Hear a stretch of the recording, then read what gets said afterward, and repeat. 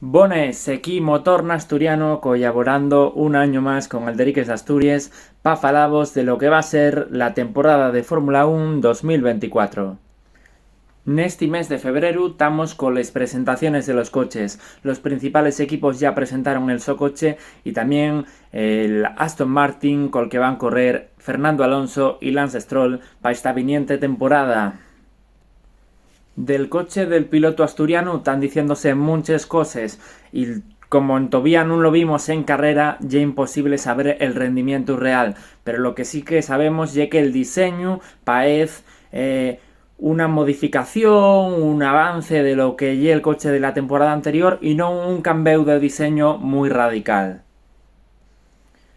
Así lle que de lo que se está falando ye que muchas de las mejores que se pusieron en el Gran Premio de Canadá y que no terminaban de funcionar, siguieron trabajando en ellas y son las que ahora incorporen al coche ya con ese concepto nuevo y con esas mejores que querían incorporar. Viose en pista y el propio equipo y los propios pilotos están hablando de que lleva un coche con muy buena pinta, que tiene pinta de ser muy rápido, inclusive el jefe del equipo, Mike Crack, estaba hablando de competir coche a coche con los Red Bull.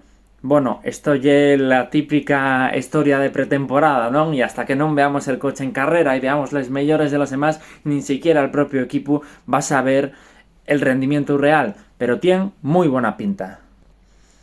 Todavía queden algunos coches por presentar y lo que sí sabemos es que el 2 de marzo entama la temporada de Fórmula 1 2024 con el Gran Premio de Bahrein. Eso tenemoslo claro y por eso esperamos vos y seguiremos contando vos cosines de lo que se dará esta temporada 2024 con esa colaboración que seguiremos haciendo con Alderiques de Asturias.